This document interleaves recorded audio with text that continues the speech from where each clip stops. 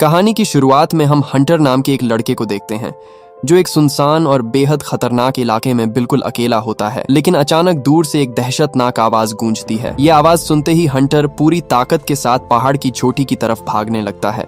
उसके पीछे एक ऐसी खौफनाक चीज होती है जो इंसान को पल भर में चीर फाड़ कर रख सकती है। वो तेजी से हंटर की तरफ आ रही होती है और ऐसा लगता है कि अब हंटर का बचना नामुमकिन है। लेकिन लास्ट सेकंड में हंटर सेफ्टी लाइन क्रॉस कर लेता है और वो उस खतरनाक चीज से बच जाता है। दरअसल इस दुनिया पर रीपर्स नाम के डेंजरस मॉन्स्टर्स ने कब्जा कर लिया होता है। ये इतने ताकतवर और बेरहम होते हैं कि उन्होंने दुनिया की 99% इंसानी आबादी को खत्म कर दिया होता है। मगर इन मॉन्स्टर्स की एक कमजोरी भी होती है। यह 8000 फुट की बुलंदी से ऊपर नहीं जा सकते। इसलिए जो चंद लोग जिंदा बचे होते हैं वो सब पहाड़ों की ऊंचाइयों पर रहने पर मजबूर होते हैं। इंसानों ने 8000 फुट की बुलंदी पर बड़ी बड़ी वार्निंग लाइंस और निशान लगा रखे होते हैं ताकि कोई गलती से सेफ्टी लाइन क्रॉस न करे। हंटर भी आज मौत के इतने करीब इसीलिए पहुंच गया था क्योंकि वो गलती से सेफ्टी लाइन से 260 फुट नीचे चला गया था, जहां रीपर्स का इलाका शुरू हो जाता है। उसके बाद हमें पहाड़ों की बुलंदी पर बसा हुआ एक छोटा सा गांव दिखाया जाता है जहां 200 से भी कम लोग जिंदा बचे होते हैं। उसके बाद हम मेन कैरेक्टर विल को देखते हैं जो हंटर का फादर होता है। विल फौरन समझ जाता है कि हंटर के साथ कुछ हुआ है। हंटर उसे बताता है कि वो सेफ्टी लाइन क्रॉस कर गया था। असल में हंटर इस गांव में अकेला बच्चा होता है और उसके साथ खेलने वाला कोई नहीं होता। इसी वजह से वो सेफ्टी लाइन क्रॉस करके दूसरे गांव के बच्चों को देखने गया था। विल को अपने बेटे पर गुस्सा तो बहुत आता है, लेकिन वो उसे समझाता है कि ऐसी गलती दोबारा कभी मत करना। कुछ देर बाद विल अपनी दोस्त केटी के साथ सेफ जोन में शिकार करने जाता है। केटी एक हिरण का शिकार कर लेती है। इसी मुश्किल जिंदगी में गांव वालों के पास फूड हासिल करने के ज्यादा तरीके नहीं बचे थे, इसलिए वो जंगल में जाकर जानवरों का शिकार करते थे ताकि अपने और अपनी कम्युनिटी के लिए खाना जमा कर सकें। उसके बाद हम विल की पड़ोसन नीना को देखते हैं जो एक साइंटिस्ट होती है। नीना रीपर्स पर रिसर्च कर रही होती है और उसके पास रीपर्स की बॉडी का एक पार्ट होता है। वो रोज उस पर एक्सपेरिमेंट्स करती है और रीपर्स के पार्ट पर फायरिंग करके उसकी वीकनेस ढूंढने की कोशिश करती है। नीना ये जानना चाहती है कि आखिर रीपर्स को मारा कैसे जा सकता है, इसलिए वो दिन रात एक कर देती है,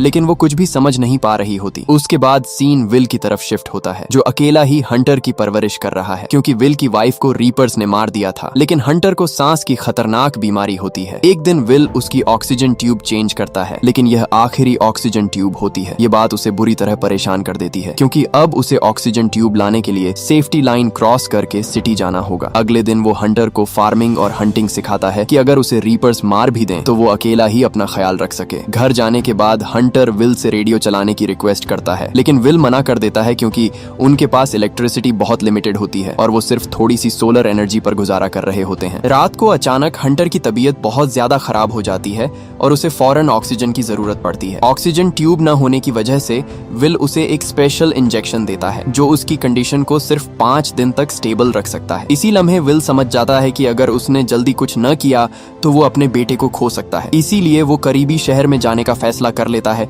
जहां वो हॉस्पिटल से ऑक्सीजन ट्यूब ले आएगा। इसलिए वो नीना के पास जाता है और उसे साथ चलने का कहता है। असल में नीना ने रीपर्स के बारे में सबसे ज्यादा रिसर्च की होती है और वो पहले भी उनका सामना कर चुकी होती है। उनकी बातचीत से हमें पता चलता है कि विल की वाइफ की मौत में कहीं न कहीं नीना भी जिम्मेदार थी क्योंकि नीना ने उसे रिसर्च के लिए सेफ्टी लाइन क्रॉस करने पर राजी किया था। इसी वजह से विल नीना से नफरत करता है, लेकिन हंटर की जान बचाने के लिए उसे नीना की मदद की जरूरत होती है। जब विल सिटी जाने का प्लान बताता है तो नीना हैरान हो जाती है और उसे वार्न करती है कि सिटी जाने वाला रास्ता बहुत खतरनाक है। विल कहता है कि उसे एक सेफ रास्ता मिल गया है, लेकिन नीना फौरन मना कर देती है और कहती है कि सिटी तक पहुंचने का कोई सेफ रास्ता है ही नहीं क्योंकि हर रास्ते में सेफ्टी लाइन क्रॉस करनी पड़ती है और उसके नीचे हर जगह रीपर्स मौजूद हैं।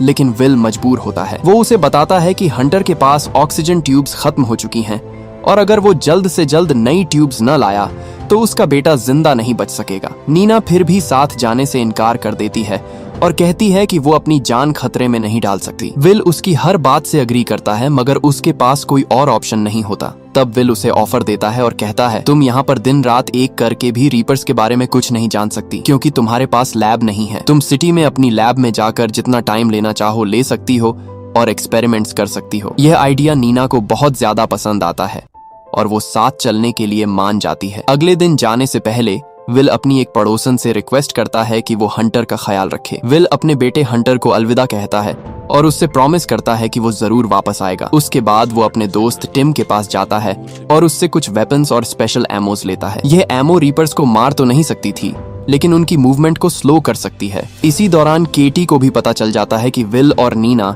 एक डेंजरस मिशन पर जा रहे हैं, इसलिए वो भी उनके साथ जाने के लिए रेडी हो जाती है। विल उसे समझाने की बहुत कोशिश करता है। वो कहता है कि सिटी जाने का रास्ता बहुत डेंजरस है और वापस आना भी मुश्किल हो सकता है, लेकिन केटी उसकी कोई बात नहीं सुनती और कहती है कि वो इतने अरसे से पहाड़ों पर कैदियों जैसी जिंदगी गुजार रही है। नीना भी केटी को साथ ले जाने के खिलाफ होती है। वो उसे समझाती है कि उसने कभी रीपर को करीब से नहीं देखा और न ही वो उनकी असल डेंजर को समझती है। नीना केटी को बताती है कि उसने अपनी आंखों से लोगों को रीपर्स के हाथों मरते देखा है। उसने देखा है कि गोलियां उन पर कोई खास असर नहीं करती और अगर मॉन्स्टर तुम तक पहुंच जाए तो बचने का चांस लगभग खत्म हो जाता है। नीना हर मुमकिन तरीके से केटी को डराने की कोशिश करती है ताकि वो अपना इरादा बदल दे, लेकिन केटी जिद पर अड़ी रहती है और उनके आगे चलने लगती है। उसके बाद विल, नीना और केटी खतरनाक मिशन पर निकल पड़ते हैं। नीना अपने साथ एक खास डिवाइस लाई होती है जो कंपास की तरह काम करती है और 500 मीटर्स के अंदर रीपर्स की एक्टिविटी डिटेक्ट कर सकती है। जब वो सेफ्टी लाइन के करीब पहुंचते हैं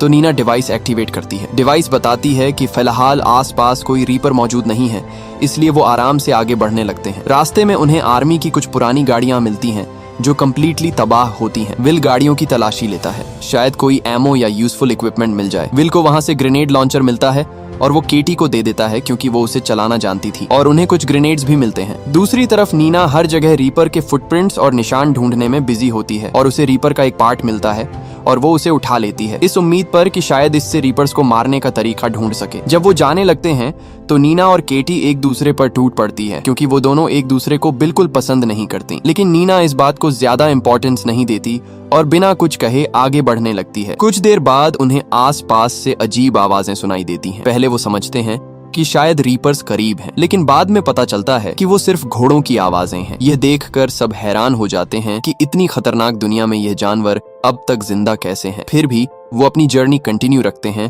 और आखिरकार एक स्काई रिजॉर्ट एरिया तक पहुंच जाते हैं जो तकरीबन 7620 फुट की हाइट पर मौजूद होता है। तभी नीना की डिवाइस पर रीपर्स के सिग्नल्स आने लगते हैं। डिवाइस क्लियर इंडिकेशन देती है कि रीपर करीब मौजूद है। कुछ ही लम्हों बाद नीना दूर जंगल में हिलते हुए दरख्तों को देख लेती है और फिर उसे रीपर की चमकती हुई रोशनी भी नजर आती है। ये देखकर सब परेशान हो जाते हैं। केटी फौरन सेफ्टी लाइन की तरफ जाने लगती है, लेकिन नीना का कहना होता है कि वो इतनी जल्दी लाइन तक नहीं पहुंच पाएंगे। इसीलिए नीना और विल चेयर लिफ्ट की तरफ भागने लगते हैं जो सीधा सेफ्टी लाइन तक ले जा सकती थी। विल फौरन केबल कार को एक्टिवेट करने चला जाता है। नीना नीचे रुककर रीपर्स की मूवमेंट को स्लो करने की कोशिश करती है। केटी भी डर कर रुक जाती है और ग्रेनेड लॉन्चर को रिलोड करती है और जैसे ही रीपर जंगल से बाहर आता है वो उस पर फायर कर देती है। ब्लास्ट तो बहुत बड़ा होता है लेकिन उस पर कोई खास असर नहीं होता। रीपर और भी तेजी से उनकी तरफ आने लगता है। इसी लम्हे विल केबल कार को एक्टिवेट करने में कामयाब हो जाता है और वो दोनों चेयर लिफ्ट में बैठ जाते हैं। केटी को समझ आ जाता है कि वो सेफ्टी लाइन तक नहीं पहुंच सकेगी,